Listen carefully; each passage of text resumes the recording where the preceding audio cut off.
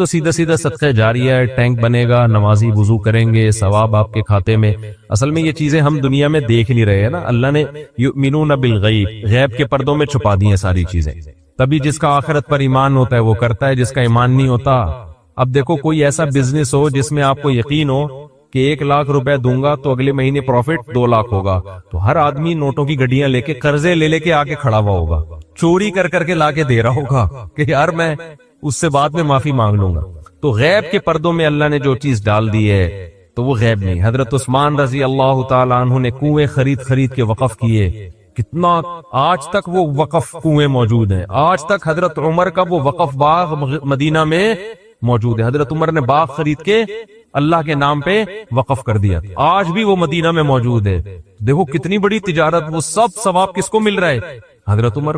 نبی نے فرمایا جس نے ایک درخت لگایا اور مر گیا، جب تک اس درخت سے انسان تو دور کی بات چرند پرند بھی کھائیں گے نا، اللہ کی مخلوق کو فائدہ ہو رہا ہے نا، پرندوں کو بھی، آپ نے فرمایا اللہ اس کے اجر کو بھی ضائع نہیں کرے گا، کیونکہ اللہ بخیل نہیں ہے، اللہ کیا ہے؟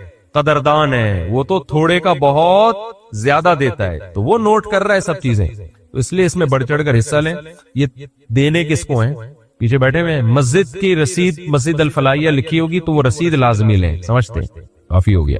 اچھا بھائی، یہ پرچی کسی نے بھیجی ہے، وہ ہندو تھے، انہوں نے اسلام قبول کیا ہے، کہہ رہے ہیں آپ کے بیانات بھی سنتا ہوں، مولانا طارق جمیل صاحب کے بیان سن کر ان سے متاثر ہو کر اسلام قبول کیا ہے۔ تو یہ چونکہ بہت سارے غیر مسلموں کا مسئلہ ہے جو انہوں نے پوچھا ہے کہ اگر گھر میں کہتے ہیں میں شو کر دوں گا تو بڑے مسائل کھڑے ہو جائیں گے، گھر والوں کو بہت تکلیف ہوگی، خاندان میں مسائل ہیں، تو میں اپنے اسلام کو کیا چھپا سکتا ہوں؟ دیکھیں اس خوف سے چھپانا کہ گھر والوں کو پتہ چل گیا تو ان کو درد ہوگا، تکلیف ہوگی، یہ تو کوئی شرعی عذر نہیں ہے۔ جب میں نے دوسری شادی کی تھی میرے سارے خاندان کو بہت تکلیف ہوئی تھی، سب کو ہوتی ہے، تو اب آپ پہلی شادی کریں تو بھی تکلیف ہوتی ہے، آج کل آپ اگر پہلی ٹائم پہ کر لینا تو سب کو تکلیف ہوتی ہے، بھی کوئی عمر تھی تمہاری شادی کرنے کی، لوگ اس طرح بات کر رہے ہو۔ اگر آپ نے اسلام قبول کیا ہے، آپ بتائیں گے تو گھر والوں کو تکلیف ہوگی اس سے، تو یہ کوئی شرعی عذر نہیں ہے، ان کا تکلیف ہونا غلط ہے، بھائی کیوں ہو رہی ہے؟ لیکن اگر آپ کو یہ خطرہ ہے کہ اس تکلیف کی وجہ سے وہ آپ کو ٹارچر کریں گے،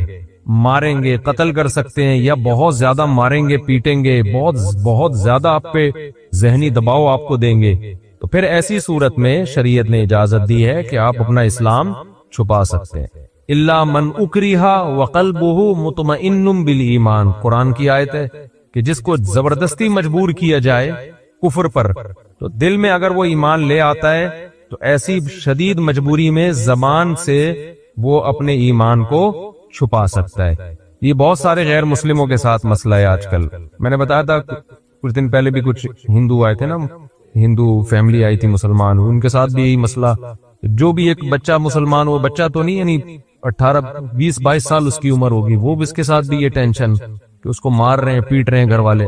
تو ہندوؤں میں یہ شاید زیادہ ہوتا ہے، عیسائیوں میں میرا خیال ہے اتنا نہیں ہوتا، عیسائیوں میں بھی بہت مسلمان ہوتے ہیں، جو میرے ہاتھ میں کبھی کوئی مسلمان ہوا ہے تو ان کے گھر کی طرف سے کوئی عام طور پر کوئی ٹینشن نہیں ہوتی، تھوڑا براڈ مائنڈڈ ہوتے ہیں لگتا ہے کرسچن لوگ۔ تو اب مسئلہ یہ ہے کہ ایسی مجبوری میں آپ اپنا ایمان چھپا سکتے ہیں، روزہ رکھ لیں، آپ روزے میں کہیں سفر پہ چلے جائیں، یا کچھ ایسا تدبیر اختیار کر لیں، نماز بہرحال ہر صورت میں پڑھنی پڑے گی، چھپ کے پڑھ لیں، جیسے تیسے بہت سارے مواقع انسان کو چھپ کے پڑھنے کے ملتے ہیں نماز، تو اس طرح سے کچھ کر لیں گزارا۔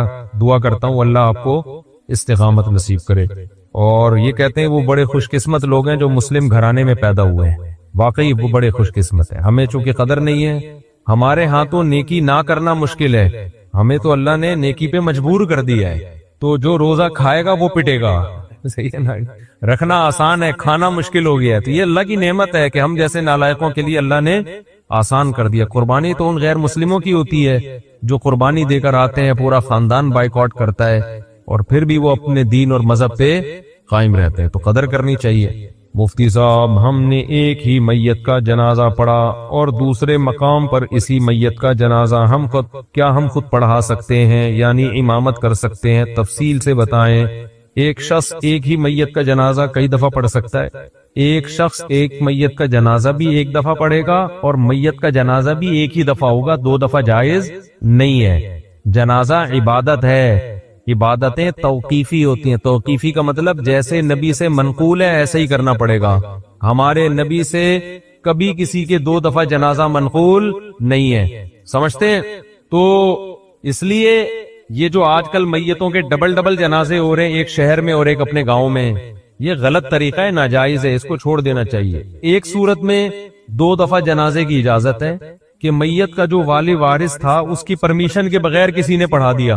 جیسے میت کا بیٹا ہے، وہ کہہ رہا ہے ٹھہرو میں آ رہا ہوں، اور آپ نے پڑھا دیا، پھر اس کو یہ رائٹ ہے کہ وہ جنازہ ریپیٹ کروا سکتا ہے. لیکن اگر اس نے پرمیشن دے دی ہے، اس کو پتا ہے کہ شہر میں جنازہ ہو رہا ہے، اب وہ بھی دوبارہ نہیں پڑھا سکتا، تو اس رسم کو ختم کرنا چاہیے، یہ ٹھیک نہیں ہے. مفتی صاحب، کیا ہم کسی شخص کو حجام کی دکان بنوا کر ٹھیکے پر دے سکتے ہیں؟ کیا اس کی کمائی حلال ہوگی حرام ہوگی؟ آپ کے لیے حلال ہے، آپ نے تو بال کاٹنے کے لیے دی ہے. اب وہ اگر داڑھی بھی کاٹ رہا ہے اور غیر شرعی بال بنا رہا ہے تو یہ اس کا ہیڈک ہے. آپ کے لیے دکان کرائے پہ دینا جائز ہے. مفتی صاحب، میرے ایک دوست نے آپ کا بیان سن کر اپنی چاچا کی بیٹی سے چھپ کر نکاح کر لیا. میں نے بیان میں کبھی بھی چھپ کے نکاح کرنے کی ترغیب نہیں دی ہے. چاچا کی بیٹی سے نکاح کر لیا، میرا بیان سن کے بہت اچھی بات ہے. چھپکے کا لفظ میں نے نہیں کبھی بھی کہا، یہ اپنی طرف سے جس نے بھی کیا خود کیا. اچھا میرے بھائی، جبکہ ان کا رشتہ بھی آپس میں، ایک تو رومن اس میں لکھتے ہیں نا، اردو کو تو اردو اسٹائل میں لکھا کرو یار، اردو رسم الخط کا بیڑا غرق ہو جائے گا. جبکہ ان کا رشتہ بھی آپس میں ہوا ہے. اس نکاح کے بعد اب وہ ملتے بھی ہیں. پوچھنا یہ تھا کہ نکاح جائز ہے، اور اگر لڑکا فوت ہو جائے تو کیا حکم ہے؟ لڑکی پر عدت لازم ہوگی، یہی حکم ہے. اگر لڑکا فوت ہو جاتا ہے تو 4 مہینے 10 دن عورت عدت پوری کرے گی. یہ چھپن چھپائی میں یہی مسائل کھڑے ہوتے ہیں. کتنی خواتین ہیں کہتی ہیں، فون کر کے بتاتی ہیں کہ ہم نے چھپ کے نکاح کیا ہوا تھا، اب ہمارے گھر والے اس رشتے پہ راضی نہیں ہو رہے، کوئی دوسرا رشتہ آیا ہمارے لیے، تو یہ دوسرا بندہ طلاق نہیں دے رہا. اگر طلاق دیتا ہے تو میری جو شادی کی ڈیٹ طے کی ہے اس میں تو عدت ہی پوری نہیں ہو رہی، اور عدت کے دوران نکاح کالعدم ہوتا ہے، زنا ہے وہ. تو ایسے کام مت کرو جس میں بعد میں ندامت اور شرمندگی ہو. سمجھتے؟ تو اگر یہ میاں مر گیا تو 4 مہینے 10 دن کی عورت کو عدت گزارنی پڑے گی. سمجھتے ہو؟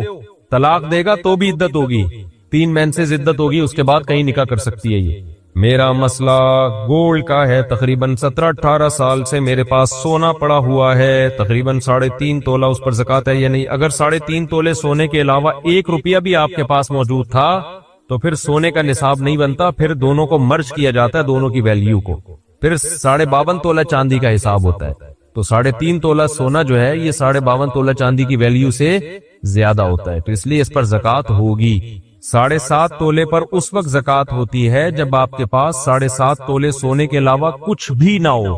1 روپیہ بھی آپ کے پاس آ گیا نا تو پھر دونوں کو مرج کر کے ان کی ویلیو نکالی جاتی ہے، پھر ویلیو پہ زکوٰۃ ہوتی ہے، گولڈ پہ نہیں ہوتی، پھر ویلیو ہے اس کی. اور ویلیو میں چاندی کی ویلیو دیکھی جاتی ہے جو 52.5 تولہ چاندی. تقریباً ہر مہینے 1000 یا 1500 روپے شوہر دیتا ہے جو ضروری چیزیں لینے میں پہلے سے ختم. بھائی آپ پر یہ لازم ہے کہ آپ ہر مہینے اپنی جیب خرچی سے تھوڑے تھوڑے پیسے بچا کے رکھیں اور پھر اس میں زکوٰۃ ادا کریں. آپ عورت پر لازم ہے اپنے گولڈ کی زکوٰۃ دے. وہ خواتین کہتی ہیں ہم کہاں سے دیں، نہیں ہوتا تو گولڈ بیچ کے دیں. سمجھ رہے؟ اب پھر خواتین کو یہ ہوتا ہے کہ ہاں زکوٰۃ اتنے پیسے ہمارے اس میں نکل جائیں گے، تو زکوٰۃ میں تو پیسے ہی نکلتے ہیں بھائی. ایسا تو نہیں ہوتا نا کہ آپ پیسے بھی نہ دیں اور زکوٰۃ بھی ادا ہو جائے. تو سونا جب رکھا ہوا ہے تو اس کا یہ اللہ کی طرف سے حکم ہے. ورنہ تو لوگ غیر مسلم کیا کرتے ہیں، اتنے گولڈ بعض مالداروں نے جمع. چائنا میں وہ ملیشیا میں نے چائنیز کا قبرستان دکھایا تھا. ملیشیا میں میں نے ایک ولاگ بنایا. چائنا کے جو کروڑ پتی لوگ ہیں نا وہ اس قبرستان میں دفن ہوتے ہیں. ابھی بھی یوٹیوب پہ پڑا ہوگا. وہ اتنی دولت کے انبار لے کے دنیا سے جب جا رہے ہوتے ہیں نا تو رو رہے ہوتے ہیں کہ یار کروڑوں روپے ہمارے ہیں اور ہم مر رہے ہیں، کیونکہ پیسہ ہمیشہ جمع کرنے میں لگایا ہوتا ہے، خرچ کرنے کی توفیق ملی نہیں ہوتی. پھر وہ کیا کرتے ہیں، اس قبرستان میں کروڑوں روپے کی قبر خریدتے ہیں. وہ قبرستان غریب آدمی کے لیے نہیں ہے، کروڑوں روپے کی قبریں ہوتی ہیں. ان قبروں میں ان کے ساتھ ان کا پیسہ دفن ہوتا ہے. یہ میں نے پورا ولاگ بنا کے ڈالا تھا کہ دیکھ لو عبرت کی آنکھیں، کہ اگر دنیا میں پیسے سے اس گولڈ سے محبت ختم نہیں کی نا تو یہ مرتے ہوئے ابھی جو پورا بیان یہی چل رہا تھا نا یہ پھر مرتے ہوئے ختم نہیں ہوتی، پھر مرتے ہوئے دل چاہتا ہے قبر میں لے جاؤں میں کسی طرح. تو اب بحریہ ٹاؤن کا پلاٹ تو قبر میں لے جا نہیں سکتا، تو وہ کہتا ہے بیچ کے پیسہ لے جاؤں میں. تو پیسے میں کیا ہے کہ وہ پھر وہاں لوگوں نے گڑبڑے شروع کر دی. جب اتنا پیسہ دفن ہوتا میت کے ساتھ تو چور ڈاکو سرنگ بنا بنا کے قبروں سے پیسہ نکال کے لے جاتے. پھر وہاں قبرستان کی مینجمنٹ نے یہ کیا، کیونکہ وہ تو قبرستان والوں کا بزنس ہے، انہوں نے کہا بھائی یہ مہنگے، یہ بہترین بزنس بتایا میں نے آپ کو، جگہ خریدیں، بولے اس میں صرف مالدار لوگ دفن ہوں گے، قبر اتنے کی ہے، وی آئی پی قبر، اور اس میں جناب ڈاکٹر عامر لیاقت کا ایک قبرستان میں بیان کروا دیں آپ شب برات کے موقع پہ، ٹھیک ہے نا. تو پھر دیکھو اس قبر کی ویلیو دیکھو کتنی ہوگی، تو دبا کے بکے گا وہ، تو قبریں بکیں گی نا، اور آپ بیٹھے بیٹھے کروڑ پتی بن جاؤ گے، خود غریب میں دفن ہو جاؤ غریبوں کے قبرستان میں. قبریں تو اندر سے ایک ہی ایسی ہوتی ہیں، چاہے مالدار کی ہو یا غریب کی ہو، اندر سے حساب میں کوئی فرق نہیں ہے. تو آپ نے وہ، میں نے وہاں بلاگ بنایا. اب کیا ہے کہ وہاں چوروں نے وہ کرنسیاں نکالنا شروع کر دی. تو پھر انہوں نے یہ حل سوچا اس کا کہ قبرستان کی انتظامیہ نے ایک نئی کرنسی نکالی جو مارکیٹ میں چلنے والی نہیں ہے، لیکن وہ نئی کرنسی آپ کو اس کرنسی کے بدلے میں ملے گی اور وہ آپ کے ساتھ قبر میں دفن. تو میت کو یہ حسرت پوری ہو گئی کہ میں اپنا پیسہ اپنے ساتھ لے کے جا رہا ہوں. تو اس لیے اس دنیا کی محبت دل سے نہ نکالی نا تو بہت ہی برے ہو جاؤ گے. اس لیے خواتین نے گولڈ رکھا ہوا ہے، خوشی خوشی زکات دیا کرو، خوشی خوشی. اللہ ہم سے دیکھو گورنمنٹ کو کتنا ٹیکس دیتے ہیں یار، خوشی سے نہیں دیتے، زکات سے کئی گنا زیادہ گورنمنٹ ٹیکس لیتی ہے ہم سے، اور اس کے بدلے میں دیتی سوائے نعرے اور سوائے وعدوں کے کچھ بھی نہیں ملتا ہمیں. جتنا ہم گورنمنٹ کو ٹیکس دیتے ہیں نا، کیا اس کے بدلے میں ہمیں فری علاج ملتا ہے؟ بولتے کیوں نہیں؟ کیا تعلیم ملتی ہے؟ گورنمنٹ اسکولوں میں تعلیم تو دیکھ لو، کھڑکیاں ہی نہیں ہے تو تعلیم کہاں سے ہوگی؟ دروازے نہیں ہے، ڈیسک نہیں ہے، اسکول ہی نہیں ہوتا بعض دفعہ تو اور بچوں کے الاؤنس بھی جا رہے ہیں اور سب کچھ جا رہے ہیں. کتنا ٹیکس گورنمنٹ کو لوگ دیتے ہیں، دینا چاہیے، میں منع نہیں کر رہا آپ کو. اللہ آپ سے صرف 2.5% مانگ رہا ہے اور دے اس کے بدلے میں بارشیں بھی وہ برسا رہا ہے، گندم بھی وہ پیدا کر رہا ہے، خربوزے بھی وہ پیدا کر رہا ہے، پکوڑے بھی وہ کھلا رہا ہے، ملائی اور پراٹھے بھی وہی کھلا رہا ہے، دودھ بھی وہ پلا رہا ہے. اتنا دے رہا ہے کہ میں تو کہتا ہوں اللہ اگر تو ہم سے کہتا کہ 2.5% رکھو اور 97.5% دے دو تو بھی کم تھا. سارا تیرا ہی تو دیا ہوا ہے، خوشی خوشی دیا کرو بھائی زکات. ہمارے شیخ حضرت مفتی رشید احمد صاحب رحمہ اللہ کو ایک دفعہ خیال آیا کہ اپنا سارا پیسہ صدقہ کر دیں، بس صرف تھوڑے سے اتنے پیسے رکھیں جو مہینے میں کھانے پینے کے لیے، گیس بجلی کے بل کے لیے چاہیے، باقی سارا صدقہ. پھر حضرت فرماتے ہیں میں نے سوچا اگر سارا صدقہ کر دوں گا غریب ہو جاؤں گا، پھر زکات تو مجھ پہ فرض ہوگی نہیں، زکات ادا کرنے کا مزہ پھر آئے گا نہیں. تو اتنا رکھو کہ زکات فرض ہو اور زکات ادا کریں، اس کا اپنا مزہ ہے. زکات کا فطرانہ الگ چیز ہے، قربانی کا الگ مزہ ہے، یہ الگ الگ عبادتیں ہیں نا. تو زکات تو اسلام کا رکن ہے بھائی، یہ تو خوشی سے خواتین کو چاہیے، سونا ہے خوشی خوشی دیا کرے زکات. بعض خواتین کے ایسے منہ بنے ہوئے ہوتے ہیں، ہائے اتنی ساری زکات دے کہاں سے، شوہر اتنے 100 روپے دیتا ہے مہینے کے، 1000 روپے دیتا ہے. بھائی آپ کو جب پتا ہے آپ نے زکات نکالنی ہے سال میں تو آپ جیب خرچی سے بچانا شروع کریں.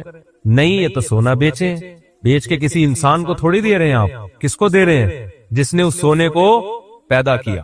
اور اللہ تو اتنا غنی ہے، اتنا غنی ہے. دیکھو جب کوئی کروڑ پتی سیٹھ آپ کے گھر میں آ جائے، کسی غریب کے گھر میں غریب آئے نا، اس کو کھلاتے ہوئے آدمی سوچتا ہے کہ ضائع ہی ہو رہا ہے اس کا آؤٹ پٹ کچھ بھی نہیں نکلے گا، اس کو میں جتنا کھلاؤں گا یہ تھوڑی کھلائے گا، اس کے بعد تو ڈھیلا نہیں ہے. مالدار آدمی کے لوگ خوشی میں دعوت کرتے ہیں، غریب بھی وہ خوب خوب کھانے کھلائے گا، اس کو پتا ہے اتنا بڑا سیٹ ہے یار، اس کو آج کھلا دو، قرضہ لے کے کھلا دو، کیونکہ جب یہ کھلائے گا نا تو پھر یہ بڑا ہٹو بچوں قسم کا کھلائے گا.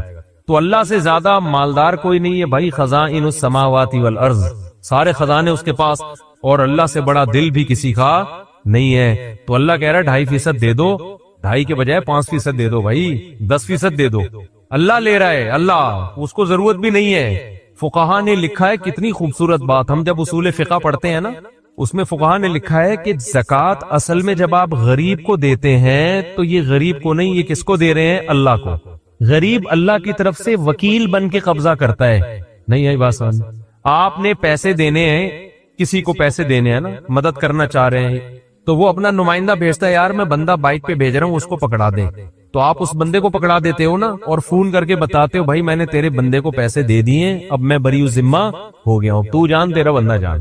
تو دیے اصل میں بندے کو نہیں ہوتے، دیے کس کو ہوتے ہیں؟ اس آدمی کو۔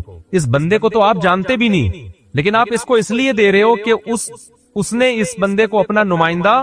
ارے جب آپ پیزا منگواتے ہو تو بائک والے کو پیسے دیتے ہو نا، بائکیا والے کو، تو کیا بائکیا والے نے پیزا دیا ہے؟ وہ اس سے پیزا خریدا ہے آپ نے، اس کے پیزے کا بزنس ہوتا تو بائک کیوں چلا رہا ہوتا وہ بھائی؟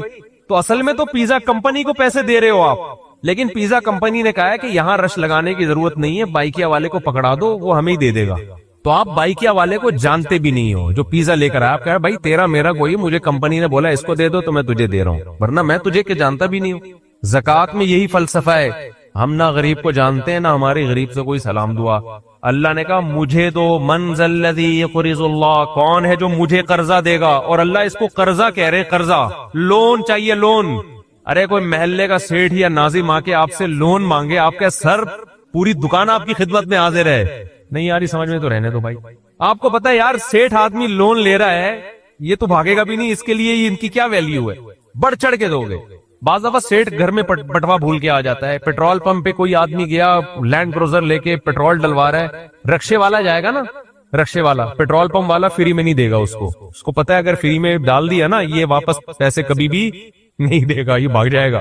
لیکن اگر کوئی علاقے کا ناظم کوئی لینڈ کروزر میں جا رہا ہے، کوئی جناب کوئی بڑی گاڑی میں جا رہا ہے، جیب میں پیسے بھول گیا، پیٹرول پمپ والا کہے گا سر آپ کوئی پیسوں کی فکر نہ کریں، اس کو پتا ہے یہ اتنا مالدار آدمی یہ پیسے لے کے کہاں بھاگے گا، بلکہ اس سے میرے تعلقات اور اچھے ہو جائیں گے، یہی ہوگا نا، اور اچھے تعلقات ہو جائیں گے۔ تو اللہ بھائی ہمارے پیسے لے کے بھاگے گا بھی نہیں، معاذ اللہ، نقل کفر نہ باشا، اور اللہ کو ہمارے پیسوں کی ضرورت بھی بالکل بھی نہیں۔ تو اللہ نے کہا کہ مجھے کون ہے جو قرضہ دے گا، اور اللہ نے بتا دیا میں بڑھا کے واپس کروں گا اس کو، یہ قرضہ میں بڑھا کے، سودی لین دین اللہ سے جائز ہے، اللہ نے اپنے اور بندوں کے لیے سود کو حلال رکھا ہوا ہے، آپس میں سود کو کیا کر دیا ہے؟ حرام۔ اللہ نے کہا میرے سے، اور بڑھاؤں گا بھی، تھوڑا سود نہیں لگاؤں گا، بڑھاتا چلا جاؤں گا اس کو میں۔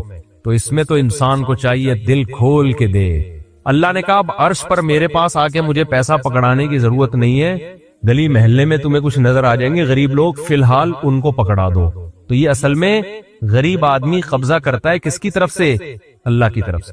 تبھی تو قرآن کہتا ہے کہ ہمارے نیک بندے جب غریبوں کو کھلاتے ہیں تو ان سے کہتے ہیں لا نرید منکم جزاء ولا شکورا، ہمیں تم سے شکریہ نہیں چاہیے کیونکہ ہم تمہیں نہیں کھلا رہے، اصل میں تو ہم کس کو دے رہے ہیں؟ اللہ کو دے رہے ہیں، ہمارا اللہ کا لیں گے، تم تو درمیان میں جو ہے نا ایک وکیل بن کے آ گئے ہو، تم تو وکیل بن کے آ گئے ہو۔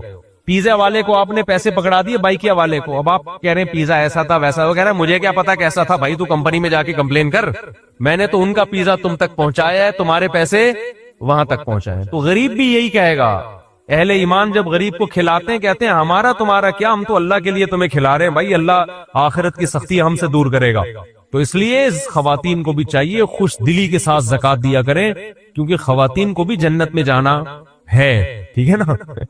یہ جنت اللہ نے صرف آدمیوں کے لیے نہیں بنائی ہے، اور حدیث میں آتا ہے اتقوا النار ولو بشق تمرہ، عورتوں کو خاص اللہ نے خطاب کیا کہ جہنم کی آگ سے بچو، اگرچہ آدھی کھجور صدقہ کر کے، تو صدقہ کیا کرے، کچھ نہیں ہے تو آدھی کھجور صدقہ کر دیا کریں، تو خوش دلی کے ساتھ زکوٰۃ دیا کرو بھائی، ورنہ وہی ہو جائے گا اتنا جمع کر کے پھر ایک دن دل چاہے گا کہ یار یہ سارا مال لے کے میں قبر میں کس طرح سے اتر جاؤں، خرچ کرو۔ ہم نے تو بڑے علماء کو دیکھا ہے جب عمر بڑھ جاتی ہے تو ویسے ہی سب دے دلا کے کہہ رہے یار ہلکے پھلکے ہی دنیا سے جاؤ، اب جائیدادیں بھی بانٹ دیتے ہیں وہ، لیکن میں آپ کو مشورہ دیتا ہوں پورا مال کبھی بھی نہ بانٹنا، اولاد آج کل بگڑ جاتی ہے۔ بعض لوگوں نے دل بڑا کر کے سب کچھ بچوں کو بانٹ دیا، جس دن بچوں کو سب کچھ مل گیا اس دن بچوں نے باپ کو ابا سمجھنا چھوڑ دیا۔ یہ ایسے کیسز سامنے آئے ہیں، تو کچھ چیزیں تجربے کی ہوتی ہیں، تو اس لیے بعض دفعہ آدمی بڑھاپے میں میرے بیان سن کے دوسری شادی کا اس کو خیال آتا ہے، لیکن وہ ساری جائیدادیں پہلے تقسیم کر چکا، اب وہ کہے گا اب بچوں سے پیسے کس منہ سے مانگے، بچوں سے کہ بیٹا مجھے پیسے چاہیے، ابا کڈنی کا آپریشن کرنا ہے، ابا دل کا دینے، ابا کہہ رہے میں نے شادی کرنی ہے، بچے کہتے ہیں یہ نہیں ہوگا۔ تو اس لیے دل نہ لگاؤ بس پیسے سے، سمجھ رہے ہو؟ میرا دوست جو کہ کینسر کا مریض ہے، اس کی خوشی آپ سے ملاقات کی ہے، اگر آپ اپنے قیمتی وقت سے کچھ ہمارے بھائی کے لیے دے دیں۔ بھائی مجھے جی ہندو بھائی بھی جو مسلمان ہوئے ہیں یہ بھی ملاقات کرنا چاہ رہے ہیں، یہ بھی تو ابھی تو میں نے تراویح بھی رات کو سنانی ہوتی ہے، دہرانا بھی ہے، اگر میں ابھی یہ ٹائم ملاقاتوں میں لگا دوں گا تو شام کو اٹکن آنا شروع ہو جائے گی، جب میں تراویح پڑھتا ہوں نا تو پھر اٹکتا ہوں، اٹکوں گا تو پیچھے پبلک کھڑے ہوئے وہ برا بلا کہیں گے یار کیا ہو گیا یہ. تو ابھی تو بالکل ٹائم نہیں ہے, تو پھر ہم کوئی ٹائم انشاءاللہ متعین کر کے ملاقات کا ٹائم دیں گے انشاءاللہ. عثمان بھائی سے رابطہ کر لیں, جو غیر مسلم مسلمان ہوتے ہیں ہم ان کو تو لازمی ٹائم دیتے ہیں, ان کو تو کبھی ہم نے منع نہیں کیا. تو اور جو کوئی معذور ہو یا بیمار ہو, جیسے یہ کینسر کے مریض ہیں, تو ضرور انشاءاللہ ٹائم دیں گے, لیکن اس کا ایک طریقہ لکھا ہوا ہے, وہاں عثمان بھائی کا نمبر ہے, ان سے کانٹیکٹ کریں, ٹائم لے کے آ جائیں, پھر میں انشاءاللہ ٹائم دے دوں. کیا خودکشی کرنے والے کے لیے دعائے مغفرت کر سکتے ہیں, اور دیگر کیا احکامات ہیں خودکشی کرنے والوں کے؟ خودکشی کرنا کبیرہ گناہ ہے, اور ایسا گناہ ہے جس سے توبہ کی توفیق ہی نہیں ملتی, کیونکہ مر جاتا ہے انسان. توبہ کا دروازہ زندگی میں کھلا ہے, مرنے کے بعد نہیں ہے. ہر گناہ میں انسان توبہ کا آپشن ہوتا ہے, خودکشی میں توبہ کا آپشن اس نے خود ہی ختم کر دیا. تو لیکن دعائے مغفرت جائز ہے اگر وہ مسلمان تھا, اس لیے کہ جرم کیا اس نے, جہنم میں جائے گا, تو اس کے لیے دعا کی جا سکتی ہے کہ اللہ اس کو اس عذاب سے بچا لے. تو دعا کا آپشن اللہ نے دیا ہے. ہاں یہ ضرور ہے کہ جو آدمی خودکشی کرے تو کسی بھی علاقے کے بڑے عالم کو, بزرگ کو, مشہور شخصیت کو اس کا جنازہ نہیں پڑھانا چاہیے, بائیکاٹ کرنا چاہیے. نبی صلی اللہ علیہ وسلم نے ایسا ہی کیا تھا. خودکشی کسی نے کی, جنازہ لایا گیا, آپ نے نہیں پڑھایا, حالانکہ آپ رحمت للعالمین تھے, لیکن آپ نے بائیکاٹ کیا جنازے کا. تو صحابہ کو منع نہیں کیا, لیکن خود نہیں پڑھایا آپ نے, تاکہ لوگوں کے دل میں اس جرم کی برائی بیٹھے کہ یہ بہت بڑا جرم ہے کہ ہمارے نبی نے جنازہ پڑھانے سے انکار کر دیا. تو اس لیے خودکشی چھوٹا جرم نہیں ہے, جنازہ بھی ہوگا اس کا, لیکن علماء کو چاہیے کہ وہ, اور ہر جو بھی بڑا گناہگار ہوتا ہے نا, کھلے عام گناہ کرتا ہو, اس کا یہی حکم ہے. شریعت پھر روک دیتی ہے کہ کسی مشہور شخصیت کو, بڑے آدمی کو, جس کو لوگ بڑا سمجھتے ہوں, اس کو بائیکاٹ کر دینا چاہیے, تاکہ لوگوں کے دل میں اس گناہ سے نفرت پیدا ہو. دیکھو اللہ سے محبت ایک دفعہ دل میں تھوڑی سی چنگاری پیدا ہو گئی نا, تھوڑا سا تعلق اللہ سے کنیکشن بحال ہو گیا, اس کا دنیا میں سب سے پہلا فائدہ ملتا ہے سکون. اس کا جو دنیا میں سب سے فوراً کیش فائدہ ملتا ہے نا, کیش, وہ کیا ملتا ہے؟ سکون. آدمی اپنے آپ کو محفوظ سمجھنا شروع کر دیتا ہے کہ یار میں نے اپنے آپ کو کس کے حوالے کر دیا؟ اللہ کے. سب سے پہلا فائدہ یہ کہ بالکل ایسے جیسے ڈاکوؤں کا خطرہ ہو چاروں طرف سے, اور آپ نے دیکھا جی پولیس کی 3-4 موبائلیں ہمارے گھر کے قریب آ کے کھڑی ہو گئی, آدمی لوگ سکون میں آ جاتے ہیں, یار کم از کم یہاں پر موبائل سنیچنگ نہیں ہوگی, سکون سے سو جاؤ. تو جب انسان اللہ سے مانگتا ہے اور اپنے آپ کو اللہ کے حوالے کرتا ہے, اور اللہ تعالیٰ نے مانگنے میں کوئی شرطیں نہیں لگائیں, یہ بڑی زبردست بات ہے. کوئی شرطیں نہ کہ یہ والے قوائف پورے کرو گے تو پھر مجھ سے مانگو, ورنہ تمہیں مانگنے کی اجازت نہیں ہے. کوئی چرسی ہے تو جب تک چرس نہیں چھوڑے گا مجھ سے مانگ نہیں سکتا. کوئی بے نمازی ہے تو جب تک نمازی نہیں بنے گا مجھ سے مانگ نہیں سکتا. اللہ کہتے ہیں مجھ سے یہی مانگ لو, یہی مانگ لو, اللہ میں بے نمازی ہوں, مجھے کیا بنا دے؟ نمازی بنا دے. جو چیز نہیں ہے وہی مانگو اللہ تعالیٰ سے. وَقَالَ رَبُّكُمُ ادْعُونِي أَسْتَجِبْ لَكُمْ. قرآن کہتا ہے, تمہارا رب کہتا ہے مجھ سے مانگو, میں تمہاری پکار کو قبول کروں گا. اور کمال کی بات یہ ہے, پہلے مجھے اس آیت کی تفسیر سمجھ میں نہیں آتی تھی. اللہ کہتے ہیں مانگو میں تمہیں دوں گا, نہیں مانگو گے ایسے متکبرین کے لیے میں نے جہنم کی آگ رکھی ہے بھائی, یہ سمجھ سے بالاتر. میں آپ سے کہہ رہا ہوں مجھ سے قرضہ مانگو, آپ کہتے ہیں شکریہ جی آپ نے آفر کی, ضرورت ہوئی تو مانگیں گے, نہیں تو ٹھیک ہے جی بہت شکریہ. میں کہہ رہا ہوں اگر نہیں آئے نا مانگنے کے لیے, پھر دیکھو میں گھنڈے بھیجوں گا, کٹ لگواؤں گا. آپ کہو گے یہ کون سا طریقہ ہے بھائی, یہ مجھ پر احسان کر رہے ہو یا گن پوائنٹ, یہ زبردستی کروا رہے ہو کام؟ سمجھ میں آ رہی ہے بات کہ نہیں آ رہی ہے؟ آپ کہو گے یہ کون سا احسان کا طریقہ ہے. میں آپ سے کہہ رہا ہوں کہ آپ میری دعوت پہ آئیے گا, مجھے بڑی خوشی ہوئی ہوگی, آپ کہیں گے تھینک یو, بہت شکریہ آپ کا, آپ نے یاد کیا میں. پھر میں کہتا ہوں اگر نہیں آئے نا گنڈے بھیج کے میں کٹواؤں گا. آپ کہو گے یہ زیادہ ہو گئی ہے, یہ کیا ہو گئی ہے, یہ دعوت نہیں ہے, یہ تو ایک طرح کا جرمانہ ہے میرے اوپر لگا دیا تم نے. میں آپ سے کہتا ہوں بھائی میں علاقے کا ناظم ہوں, میں علاقے میں یہ تھانے کا میں DSP ہوں, کوئی مسئلہ ہو میرے پاس آنا. آپ کہیں گے سر آپ کا بہت شکریہ, آپ کا ٹرانسفر ہوتے ہی آپ نے سب سے پہلے مجھے یاد کیا, کوئی بھی ضرورت ہوگی آپ کو بتاؤں گا. آگے سے تڑی لگا دی. اگر تمہیں کوئی ضرورت پڑی اور نہیں بتایا نا, ہے بھائی سب سے پہلے لاکر میں تمہیں ڈالوں گا. تو آپ کہیں گے سر یہ آپ مجھے عزت دے رہے ہیں, یہ میری توہین کر رہے ہیں, تعجب کی بات ہوگی کہ نہیں ہوگی؟ تو اللہ تعالیٰ تو یہی انداز اختیار کر رہے ہیں کہ مجھ سے مانگو میں تمہیں دوں گا. ان الذین یستکبرون عن عبادتی سیدخلون جہنم داخرین. نہیں مانگا تو ایسے لوگ ذلیل ہو کر جہنم میں داخل ہوں گے. یہ کچھ بات سمجھ میں آ رہی ہے بھئی؟ یہ تو عجیب سی بات ہے نا کہ مانگو، نہیں مانگا تو میں نہیں چھوڑوں گا تمہیں.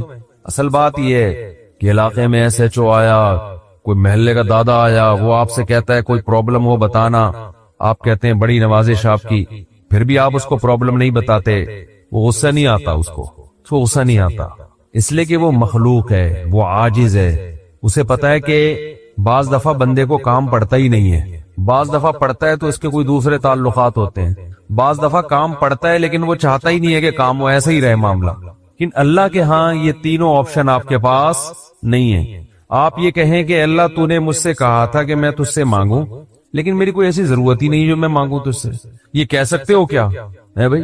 اس کا مطلب تم اللہ سے مستغنی ہو گئے. اللہ کے دیے بغیر بھی تمہیں دائیں بائیں سے تمہارے کھانچے کھلے ہوئے، جو اگر کھلے ہوئے ہیں تو وہ کھانچے کس کے اختیار میں ہیں؟ وہ تو اللہ کے ہاتھ میں. آپ یہ بھی کہہ سکتے ہو کہ مجھے اس لیے مانگنے کی ضرورت نہیں کہ میرے تو سارے مسائل حل ہو رہے ہیں، میں صبح میری جاب لگی ہوئی ہے، میری تنخواہ ہے، ایک ملٹی نیشنل کمپنی میں اچھی سیٹ پر بیٹھا ہوا ہوں میں، میری سیلری گھر آ جاتی ہے، مہنگائی بھی نہیں ہے، پیٹرول بھی نئی حکومت نے سستا کر دیا ہے، وغیرہ وغیرہ، تو اب تو کوئی مسئلہ ہی نہیں ہے. وہ اللہ کہے گا اگر کوئی مسئلہ نہیں ہے بالفرض، اول تو پاکستان میں ہو اور مسئلہ نہ ہو، یہ ہو نہیں سکتا. یہ تو پھر اس کا مطلب ہے آپ سو رہے ہیں، آپ کی کوئی اٹھائے گا اور آنکھ کھل جائے گی آپ کی. تو آپ کے ساتھ اگر کوئی مسئلہ نہیں ہے، آپ ان اسباب کو دیکھ رہے ہو، اس کا مطلب آپ سمجھتے ہو کہ ہوتا اسباب سے ہے، اللہ سے نہیں ہوتا. بھئی اللہ تو جب چاہے ان اسباب کو فیل کر دے. آپ اپنے آپ کو خدا سے مستغنی سمجھ رہے ہو، آپ سمجھ رہے ہو مجھے خدا کی ضرورت نہیں ہے. اس پر اللہ عذاب دے گا کہ تو اپنے آپ کو یہ سمجھ کیسے بیٹھا کہ تجھے ضرورت نہیں ہے میری. یہ ایسے محلے کا کوئی دادا آیا اور سارے کام اس کے ہاتھ میں، اس نے آپ سے بولا کوئی تنگ کرے تو مجھے بتانا، اور اسے پتا ہے کوئی نہ کوئی تنگ کر رہا ہے اس کو، آپ پھر بھی نہیں بتا رہے اس کو. وہ بلائے گا، بولے گا بھائی آپ کیوں نہیں بتا رہے؟ آپ کہتے ہیں بھائی کوئی مجھے تنگ کر رہا ہے تو میں برداشت کر رہا ہوں اس لیے نہیں بتا رہا، اس پہ غصہ نہیں آئے گا اس کو. لیکن اگر آپ نے اس سے کہا کوئی مجھے تنگ کر رہا ہے میں آپ کو اس لیے نہیں بتا رہا کہ مجھے پتا ہے کہ میرے جاننے والے ہیں وہ مجھے بچا لیں گے، اس دادے کو غصہ آئے گا کہ میرے علاوہ کون اس محلے کا دادا ہے بھائی، آئے گا کہ نہیں آئے گا؟ تو اللہ کے سامنے ہم یہ بھی نہیں کہہ سکتے کہ اللہ یہ پریشانیاں مجھے تنگ کر ہی نہیں رہی ہیں، مجھے کوئی ٹینشن ہے ہی نہیں، یہ بھی نہیں کہہ سکتے. اس لیے نہیں کہہ سکتے کہ ہم انسان ہیں، مخلوق ہیں، اللہ کے ہاتھ میں سارے اسباب ہیں. وہ جب پریشان کرنے پر آئے گا، وہ مصیبتیں دینے پر آئے، ہم میں سے کسی میں دم نہیں ہے کہ ان مصیبتوں کو اس کی توفیق کے بغیر برداشت کر لیں. یہ ممکن نہیں ہے، اور یہ بھی ممکن نہیں ہے اس کے علاوہ کوئی وہ مصیبتیں ہم سے دور کر دے. کتنی بڑی وعید ہے دعا نہ مانگنے پر. اور جو لوگ دعا نہیں مانگتے، حقیقت یہ ہے کہ وہ اپنے آپ کو دعا سے مستغنی سمجھتے ہیں. وہ کہتے ہیں مجھے ضرورت کیا ہے. میں ایک چٹکلا سناتا ہوں نا ایسے موقع پہ. ایک آدمی اپنا گدھا بیچنے جا رہا تھا بازار میں. کسی نے پوچھا کیا کر رہا ہے؟ اس نے کہا کہ یہ گدھا میں جاؤں گا مارکیٹ میں لاکھوں کا بکے گا. کسی نے کہا کہ انشاءاللہ کہہ دے کہ اگر اللہ نے چاہا. اس نے کہا انشاءاللہ، یعنی اللہ نے چاہا کہنے کی کیا ضرورت ہے؟ گدھا میرے ہاتھ میں، نسل اس کی اچھی ہے، مارکیٹ میں گدھے کی مانگ بھی ہے. گدھے مارکیٹ سے کیا ہو گئے ہیں؟ شارٹ. اگر وہ ہماری مارکیٹوں میں آتا، اسمبلیوں میں آتا، پتا چلتا ہے یہاں مارکیٹ سے شارٹ نہیں ہے، ہول سیل کے حساب سے ہمارے ہیں. تو اب اسے لوگ کہہ رہے ہیں کہ بھائی بول دے اگر اللہ نے چاہا. وہ کہہ رہے اللہ نے چاہا کہ سب کچھ صحیح ہے، سب کچھ صحیح ہے. مارکیٹ میں گدھوں کی ویلیو بھی ہے اور انتظار میں بھی ہیں لوگ، تو منہ مانگی قیمت پہ بکے گا. اچانک کوئی مارکیٹ میں جب پہنچا، ڈاکو آیا، گدھا چھین کے لے گیا، یا اس گدھے کو بیماری ہوئی مر گیا. اب یہ خالی ہاتھ آ رہا ہے. اسی بندے سے رابطہ ہوا، اس سے پوچھا ہاں بھائی کیا ہوا؟ کہہ رہے انشاءاللہ میں گدھا لے کے جا رہا تھا، انشاءاللہ کوئی ڈاکو آیا، انشاءاللہ اس نے چاقو نکالا اور انشاءاللہ وہ گدھا مجھ سے چھین کے لے گیا. اب بات پہ کیا لگا رہا ہے؟ انشاءاللہ. اس نے کہا کمبخت جب لگانا تھا تو اس وقت تو لگایا نہیں انشاءاللہ، اور اب لگا رہے. تو ہم پر جب مصیبت پڑتی ہے پھر ہم کہتے ہیں یار اللہ کہاں ہے؟ تو بھئی یہ تو مصیبت سے پہلے اللہ کو پکارو. جو اللہ کو نہیں پکارتا یہ اس کی علامت ہے کہ اس کی نظر اسباب پر ہے، اللہ پر نہیں ہے. وہ سمجھتا ہے یہ جیسے کافر اسباب کو دیکھتا ہے نا وہ تو کہتے ہیں خدا کیا کر رہا ہے، گاڑی کے ایکسیلیٹر پہ پاؤں رکھو تو گاڑی چلتی ہے، بریک پہ پاؤں رکھو تو رکتی ہے، تو اللہ کہاں ہے؟ تو اللہ کو اگر نہیں کوئی پکارتا تو اللہ اس کا مطلب پھر یہ سمجھتے ہیں کہ یہ سمجھتا ہے کہ اس کو میری ضرورت نہیں ہے، یہ بہت بڑا جرم ہے۔ بات بات پہ اللہ سے دعا مانگا کرو، پیغمبروں کی کتنی دعائیں اللہ نے قرآن میں نقل کی ہیں، بات بات پہ دعائیں مانگتے تھے، بات بات پہ دعائیں یاد کریں۔ دعائیں، ایک کتاب آتی ہے مناجات مقبولہ، یہ نام نوٹ کر لیں، کیا نام ہے اس کا؟ مناجات مقبولہ۔ ہر کتاب ہر لائبریری سے مل جائے گی، یہ جو جتنے بھی کتب خانے ہوتے ہیں نا۔ مولانا اشرف علی تھانوی رحمہ اللہ تعالی نے قرآن اور حدیث کی دعاؤں کو جمع کر کے ایک چھوٹی سی کتاب میں لکھ لیا ہے، ایک چھوٹی سی کتابچے میں جمع کر لیا ہے، قرآن کی دعائیں اور حدیث میں جو دعائیں، بہت جاندار دعائیں ہیں وہ۔ اچھا، دعا ایسی چیز ہے کہ جب جن الفاظ سے انسان مانگ رہا ہوتا ہے نا، وہ الفاظ بھی اس کے دل پہ اثر کر رہے ہوتے ہیں۔ تو انہوں نے بڑا شاندار کام یہ کیا کہ اب چونکہ دعائیں تو بہت زیادہ ہیں، ساری دعائیں قرآن اور حدیث کی آپ پڑھیں گے تو ایک ہی اتنی لمبی ہو جائے گی پھر، تو انہوں نے اس کو 7 حصوں میں ڈیوائیڈ کر دیا ہے، سمجھتے ہیں؟ ہفتے کے دن، اتوار کے دن، یہ یعنی 7 منزلیں بنا دی ہیں اس کی، اس کا ترجمہ بھی ملتا ہے، یعنی وہ دعائیں عربی میں اور نیچے اس کا ترجمہ، آپ بے شک عربی نہ پڑھے ترجمہ پڑھ لیں، وہ روزانہ کا معمول بنائیں۔ اس سے کیا ہوگا، آپ کو قرآن و سنت کی دعائیں یاد ہونا شروع ہو جائیں گی، وہ ایسی جاندار دعائیں، ایسی جاندار، ان دعاؤں میں آپ کو لطف آنا شروع ہو جائے گا، چسکا لگ جائے گا۔ کیسی کیسی دعائیں، دیکھو ایک پڑھ کے سناتا ہوں۔ اللہم قسم لنا من خشیتک ما تحول به بیننا وبین معصیتک، اے اللہ ہمیں اتنا اپنا خوف دے دے، ہمارے دل میں اپنا اتنا خوف ڈال دے کہ وہ خوف ہمارے اور تیری نافرمانی کے درمیان آڑ بن جائے۔ سمجھ میں آ رہی ہے بات؟ زیادہ خوف نہیں چاہیے، زیادہ خوف پیدا ہو گیا تو زندگی کا مزہ کرکرا ہو جائے گا۔ جب آپ کے دل میں کسی چیز کا خوف مسلط ہو جاتا ہے تو لذتوں سے محروم ہو جاتے ہو آپ۔ دیکھو بچوں کے دلوں میں امتحان کا خوف ہوتا ہے نا، نہ کھا رہے ہیں نہ پی رہے ہیں۔ کراچی میں تو ایسا کوئی سیٹ اپ نہیں ہے، کوئی خوف ووف نہیں ہوتا۔ پنجاب میں دیکھا ہے ہم نے، بچوں کے پیپر ہونے والے، ایگزام ہونے والا، ایک دماغ پہ مسلط کر لیتے ہیں، زیادہ مسلط کریں گے تو پھر پڑھائی بھی نہیں ہوتی ان سے، ہاتھ پاؤں کانپنے لگتے ہیں۔ کراچی میں اللہ کا فضل ہے، یہ ٹینشن، کراچی میں جتنی بھی حکومتیں رہی ہیں اب تک کی رپورٹ کے مطابق، انہوں نے یہ بڑا فائدہ پورے سندھ میں الحمدللہ، یہ سندھ گورنمنٹ جب جتنی بھی رہی ہے اب تک، چاہے کسی کی بھی ہو، تو یہ الحمدللہ انہوں نے فیسلٹی دی ہے کہ کراچی کی عوام کو پڑھائی لکھائی سے الحمدللہ بالکل فارغ کر دی ہے۔ لڑکوں میں پڑھنے کا رواج ہے ہی نہیں۔ کچھ دن پہلے میں آ رہا تھا سفر پہ، تو کراچی کا ایک لڑکا وہاں پڑھنے گیا ہوا تھا، اسلام آباد، ایبٹ آباد میں اچھا کیڈٹ کالج، کیڈٹ کالج میں پڑھ رہا تھا۔ تو میں نے کہا کراچی میں، نارتھ کراچی میں کہیں رہتا تھا یا ناظم آباد میں، وہاں گیا ہوا۔ اس نے کہا بھائی ہمارے ابا اما نے اچھا فیصلہ کیا، مجھے وہاں ایڈمیشن کرا دیا، میں پڑھ لیتا ہوں، چھٹیوں میں گھر آ جاتا ہوں۔ تو وہ بتا رہا تھا کہ یہ کراچی میں، وہ مجھے کہہ رہا تھا کہ ہم حیران ہوتے ہیں کراچی میں جان تو وہاں کوئی ہے ہی نہیں، پڑھائی لکھائی کی بات ہی نہیں۔ کہہ رہے یہاں ہو تو ہر آدمی، میں نے دیکھا ہے پنجاب میں ہر بچہ پڑھائی کی بات کر رہا ہے، سب پڑھائی میں آگے نکلنے کی کوشش کر رہے ہیں، کچھ بزنس میں آگے جانے کی کوشش کر رہے ہیں۔ یہاں ہو تو پڑھے ہوئے ہیں، کراچی میں الحمدللہ پڑھے ہوئے لڑکے پوری رات کرکٹ کھیل رہے ہیں، اور ہم نے بھی بیان کر کے اپریشیٹ کر دیا۔ وہ کہہ رہے اب ٹھپا لگی، اب تو اور کھیلو۔ ہم نے تو اس لیے خوشی کا اظہار کیا تھا کہ چلو روزہ تو رکھ رہے ہیں نا، یہ مطلب تھوڑی تھا کہ کچھ بھی نہیں کرو۔ تو یہاں الحمدللہ یہ سہولت ہے کہ یہاں آپ پڑھنے کے علاوہ دنیا کا ہر کام کر سکتے ہیں کراچی، اور پڑھے بغیر آپ کو ڈگریاں مل جاتی ہیں۔ وہ الگ بات ہے، اپنا بھی بیڑا غرق اور قوم کا بھی بیڑا غرق ہوتا ہے، نہ خود کچھ آتا ہے نہ ترقی تھوڑی کر سکتا ہے آدمی فالتو ڈگریاں لے کے، وہ پکڑا جاتا ہے کہیں نہ کہیں۔ ایک ہمارے مشہور ڈاکٹر تھے جو بڑے اچھے ڈاکٹر تھے، کیا ہیں ڈاکٹر، جب ان کی جعلی ڈگریاں پکڑی گئیں، لوگوں نے کہا یار ڈگری کو چھوڑو، بندہ میں قابلیت ہے، تو وہ تھوڑے دنوں میں قابلیت کبھی ایسی کی تیسی ہو گئی۔ جو اندر سے ہوتا ہے نا تھوڑے دنوں میں آدمی وہ آ جاتا ہے، آپ چھپا نہیں سکتے زیادہ عرصہ۔ تو جعلی ڈگریاں جعلی ہی ہوتی ہیں، پکڑا جاتا ہے آدمی۔ تو میں یہ بتا رہا تھا کہ قرآن کیا کہتا ہے، حدیث کیا کہتی ہے، نبی نے دعا سکھائی کہ اے اللہ اتنا خوف، زیادہ خوف مسلط ہو گیا تو پڑھائی سے بھی گئے، نیند سے بھی گئے، کھانے سے بھی گئے۔ تو اللہ کا بھی اگر زیادہ خوف پیدا ہو گیا، صحت بھی خراب ہوگی۔ بعض لوگوں کے دل میں جہنم کی آگ کا بہت خوف مسلط ہو جاتا ہے، وہ عبادت سے بھی جاتے ہیں، پھر وہ لائف کو جتنا انجوائے کرنا چاہیے جو شریعت نے اجازت دی اتنا بھی نہیں کر پاتے. تو اس لیے ہمارے نبی نے دعا سکھائی، اللہم اقسم لنا من خشیتک ما تحول به بیننا وبین معصیتک. یہ میں مناجات مقبولہ کی دعاؤں کا ایک تھوڑا سا تعارف پیش کر رہا ہوں آپ کے سامنے کہ کتنی پیاری دعائیں ہیں. اے اللہ ہمیں اتنا خوف اپنا دے دے جو ہمارے اور تیری نافرمانی کے درمیان آڑ.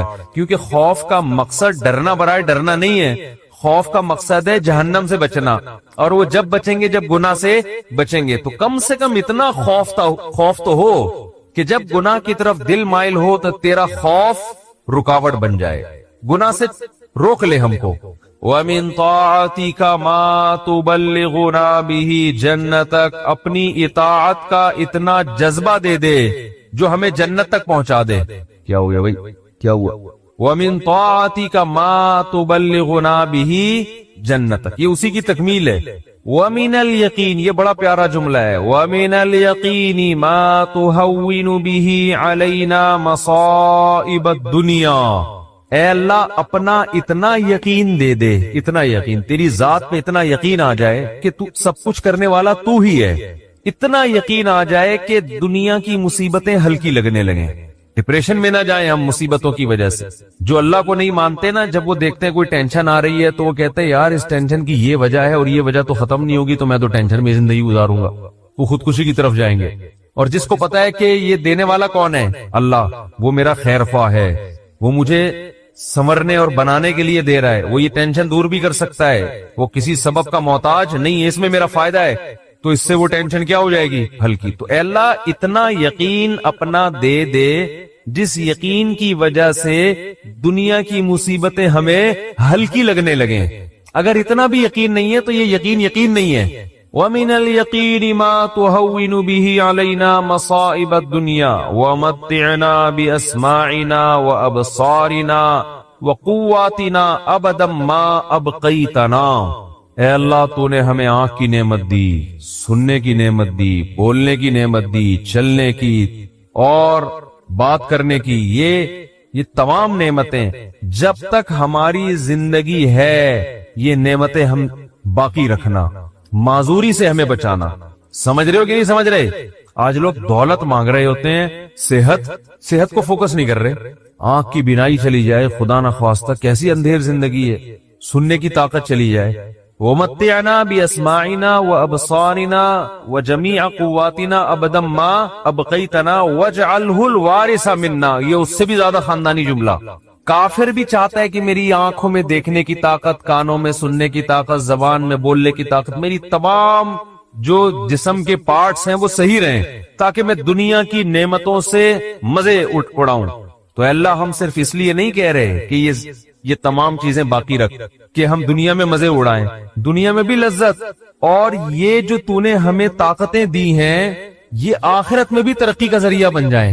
تو ڈبل مزے ہو گئے کہ نہیں ہو گئے ہے بھائی؟ کیونکہ جس آدمی میں قوت اور طاقت نہیں ہوتی مختلف چیزوں کی، وہ آخرت کے کام بھی زیادہ نہیں کر سکتا. تو وَاجْعَلْهُ الْوَارِثَ مِنَّا، ان کے اثرات باقی رہے، قیامت کے دن فائدہ ہوئی. ان آنکھوں سے ہمیں، ان کان سے اچھی بات سنی تھی اور ہدایت مل گئی، تو یہ فائدہ ہو گیا نا اس کان کا آخرت میں.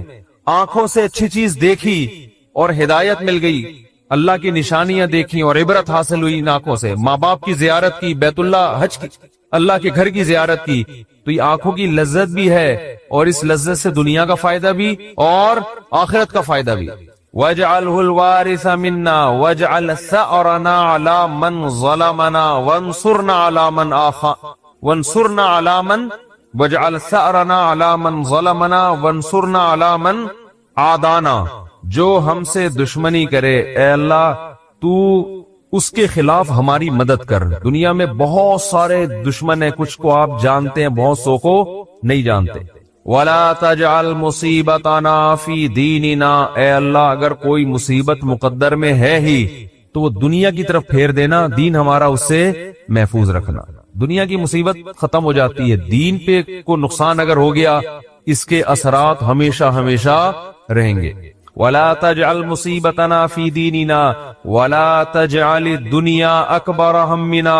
یہ جب مانگا کرے نا خوب شوق سے، اس کا مفہوم سوچ سوچ کے، اے اللہ دنیا ہمارا بڑا غم نہ بنا دینا، کہ ہماری بڑی چاہت ہی کیا ہو۔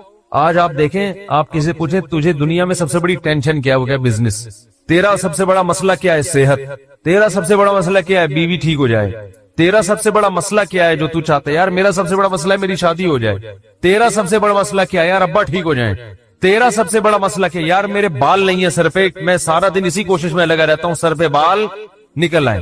بھائی تیرا سب سے بڑا مسئلہ کیا ہے، بھائی مجھے اللہ نہ کرے کینسر ہے، میرا سب سے بڑا مسئلہ اس وقت یہ بن چکا ہے میرا کینسر کسی طرح سے ٹھیک ہو جائے۔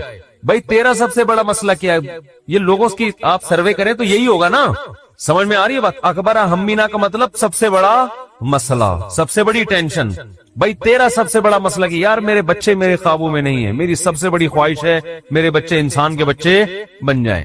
بھائی تیرا سب سے بڑا مسئلہ کیا ہے، بھائی اس کا سب سے بڑا مسئلہ اس کو خدا نخواستہ فالج ہوا ہوا ہے، اس کی ابھی سب سے بڑی کوشش یہی کہ فالج ٹھیک ہو جائے اس کا۔ نبی دعا سکھا رہے ہیں یہ کبھی بھی ہمیشہ اللہ سے پناہ مانگو، اے اللہ یہ چیزیں میرے مسئلے تو رہیں، سب سے بڑے مسئلے نہ رہیں، سب سے بڑا مسئلہ ایک ہی ہو آخرت۔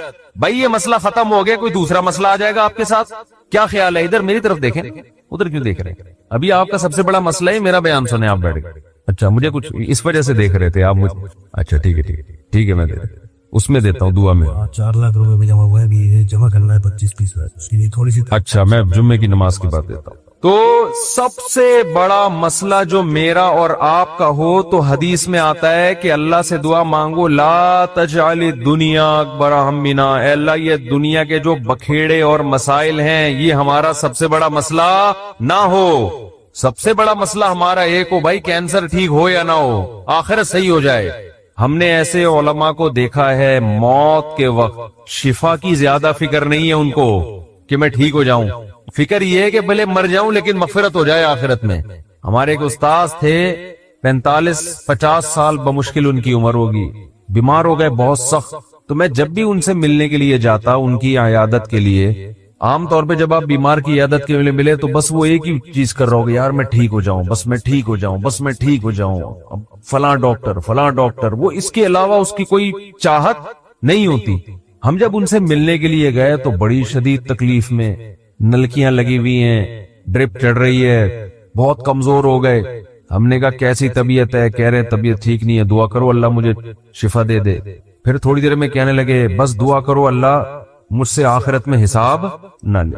ہر تھوڑی دیر کے بعد بھئی اگر میری زندگی ختم ہو رہی ہے تو بس دعا کرو اللہ مجھ سے آخرت میں حساب نہ لے۔ دنیا دار آدمی کہتا ہے بس ختم ہو رہی ہے تو نہیں، ختم نہیں ہو، بس یہ دعا کرو، یہ میں مرنا نہیں چاہتا بھائی میں کسی بھی قیمت پہ۔ وہ اللہ سے مانگ بھی رہے گا شفا، ہم اللہ کے بندے ہیں، ہم نے اللہ کے سامنے یہ تھوڑی کہنا ہے کہ اللہ تیری مرضی ٹھیک کرتا ہے تو کر دے، نہیں تو نہیں، یہ نہیں، ہم نے تو دعا تو یہی مانگنی ہے اللہ ہم کمزور ہیں ٹھیک کر دے۔ بڑا مسئلہ اس سے بھی بڑا ہے، وہ کیا ہے؟ آخرت، کمپیئر ہے، کمپیریٹیو ڈگری ہے۔ اگر کوئی مسئلہ آپ کا سب سے بڑا ہے تو آخرت اس سے بھی بڑا مسئلہ ہونا چاہیے۔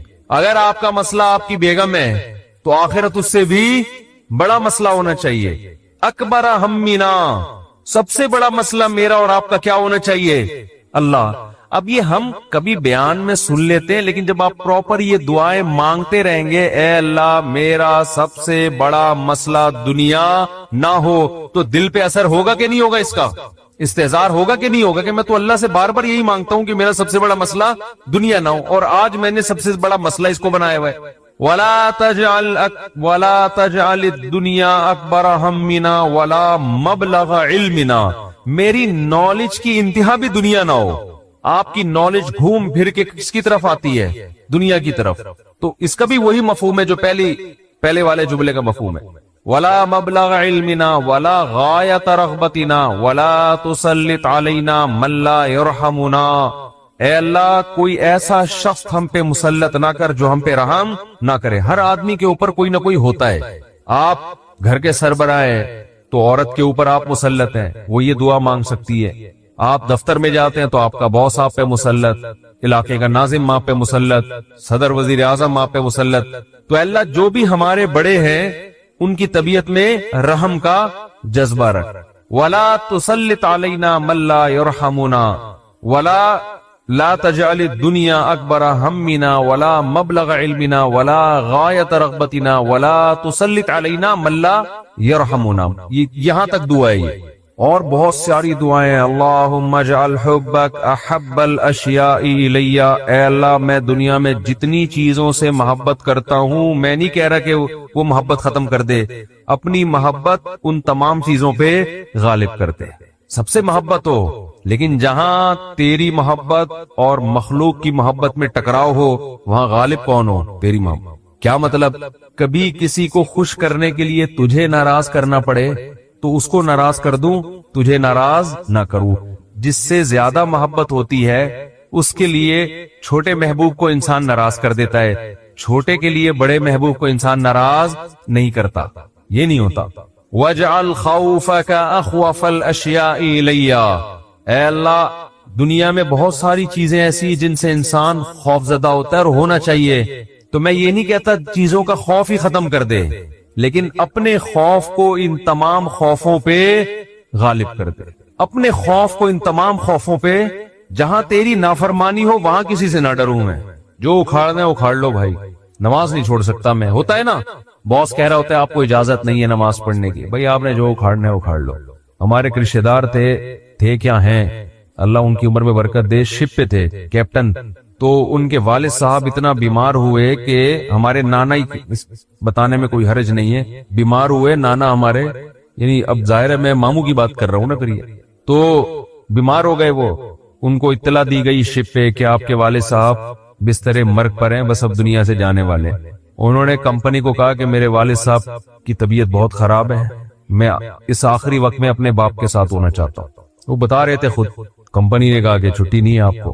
انہوں نے کہا ایسی کی تیسی، پکڑو چھٹی دینی ہے تمیز سے دو، نہیں دینی ہے تو میں چھوڑ کے جاؤں. یہ کیسے ہو سکتا ہے؟ میرا باپ دنیا سے جا رہا ہے اور میں یہاں کمپنی کے لیے بیٹھا رہا ہوں. یہاں پہ کمپنی بعد میں ہے، باپ کون ہے؟ پہلے ہے. تو خیر وہ دے دی ان کو تمیز سے چھٹی. انہوں نے تھوڑی بدماشی بھی کرنی پڑتی ہے، بھائی چھٹی دو مجھے، نہیں تو رکھو کسی دوسرے بندے کو، میرا ہیڈک نہیں ہے. غیرت ختم نا، مارکیٹ میں غیرت ہی نہیں ہے. تو باپ ماں یہ رشتے ایسے تھوڑی ہے کہ آپ کمپنی باس چھٹی دے دیں گے تو چلے جاؤں گا، نہیں تو سر میں مجبور ہوں. بھائی تمہارے باپ کو بھی چھٹی دینی پڑے گی. تو ایسے ہی نماز کے لیے بھی ہمارے حضرت ایک واقعہ سنایا کرتے تھے، بس یہ واقعہ کر کے بیان ختم کرتا ہوں کہ ایک صاحب کو اسلام آباد میں کسی کمپنی میں جاب ملی.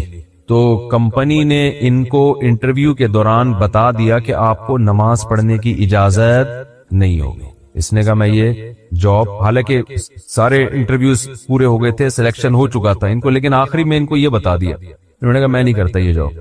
اچھی خاصی تنخواہ تھی. تو اس نے کہا کہ کیا آپ پکے نمازی ہیں؟ اس نے کہا نہیں میں تو نماز نہیں پڑھتا. میں جب آپ ویسے ہی نہیں پڑھتے ہیں بھائی تو پھر آپ کو کیا مسئلہ ہے؟ اس نے کہا میں ویسے ہی نہیں پڑھتا، سست ہوں، کاہل ہوں، تمہارے مشورے پہ میں نماز چھوڑ دوں یار؟ کمپنی کے کہنے پہ میں چھوڑ دوں؟ خدا کہے گا نا کہ تیرا دل اپنا ہی نہیں چاہتا تھا، ہے بھائی تیرا اپنا دل نہیں چاہتا تھا تو نالائق تھا، لیکن اب کمپنی اور خدا کا مقابلہ ہو رہا ہے تو اس کو تو نے خدا بنا لیا ہے. یعنی ہم اتنا پروٹوکول تھوڑی کمپنی کو دیں گے، باس کو دیں گے کہ تو کہہ دے نماز چھوڑ دو، تو ہمارا باپ ہے جو تو کہہ دے یہ کام تو ہم باپ کے کہنے پہ ہی. اگر آپ کا نماز پڑھنے کا موڈ ہوا اور ابا کہہ رہے نہیں پڑھو، ایسے موقع پہ آدمی کہتا ہے ابا میرا اپنا آج تو میرا موڈ بن گیا ہے، میں کیسے چھوڑ دوں نماز؟ تو یہاں تو ابا کو آدمی لفٹ نہیں کراتا میرے بھائی، جو کرنے والے ہوتے ہیں. باس کو اتنا باپ کیوں بنا لیں گے ہم؟ تو باس کی چمچا گیری اتنی کیا کرو جتنی قیامت میں افورڈ کر سکو. یہ بھی انسان ہے، اتنا زیادہ فری نہیں کرایا کرو. میں یہ نہیں کہہ رہا اپنے باس سے بدتمیزیاں شروع کر دیں، آپ بد کلامیاں شروع کر دیں، عزت دینی چاہیے، لیکن اللہ سے آگے تھوڑی نکالنا ہے اس کو، اللہ سے آگے تھوڑی رکھنا ہے. تو ہمارے حضرت کو وہ بڑا پسند آیا بے نمازی، کہا کہ دیکھو غیرت ہے اس میں. اتنی بڑی جاب ٹھکرا دی اس نے. بولا بھائی تمہارے کہنے سے تم نے، یعنی میں اس لیے اب نماز نہیں پڑھ رہا کہ کمپنی کی طرف سے اجازت نہیں ہے. تو کمپنی کون ہوتی ہے مجھے روکنے والی؟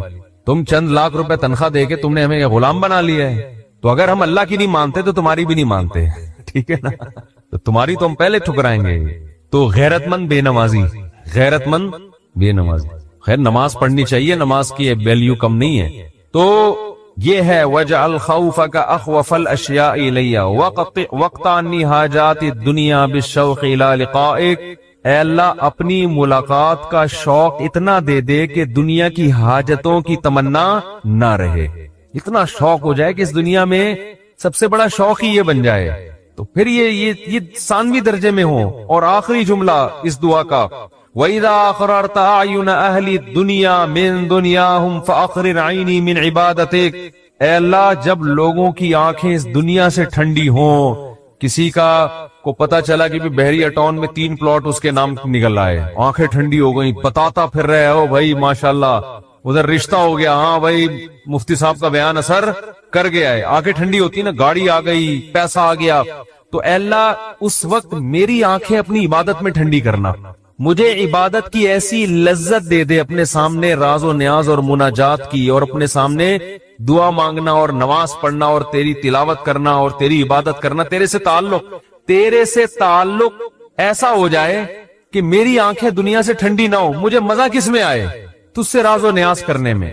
یہاں بھی یہ نہیں کہا جا رہا مجھے دنیا نہیں دینا، مجھے پلاٹ نہیں چاہیے، مجھے گاڑی نہیں چاہیے بھائی، کون مستغنی تھوڑی ہے ہم اللہ سے، سب کچھ چاہیے، لیکن جو لذت ہو نا، لذت وہ ان چیزوں میں نہیں ہو، ان ٹکڑوں میں، کھلونوں میں. لذت کس میں ہو؟ آخرت میں، تجھ سے تعلق میں. تو وہ خرید لیں مناجات مقبولہ، کیونکہ دعائیں تو بہت ہیں نا، کن دعاؤں پہ بیان کرتے ہیں. تو ایک دن ہفتے کو آپ نے جو اس میں لکھا ہوا ہے ہفتے کو یہ پڑھے، اتوار کو آسانی کے لیے، ترتیب کے لیے، تو اس سے پورا ہفتہ 1 دن 2 دن 3 دن 4 دن پھر پڑھتے رہیں گے تو وہ دعائیں آہستہ آہستہ آپ کو یاد ہونا شروع ہو جائے گی. پھر ایک دن آپ آٹو پہ ہو جائے گے. ٹھیک ہے، جیسے میں بعض چیزوں پہ آٹو پہ ہو گیا ہوں، خود بخود منہ سے نکلنا شروع ہو جاتی ہیں، خود بخود. کچھ چیزیں ہیں وہ پھر کبھی بیان میں بتاؤں گا انشاءاللہ.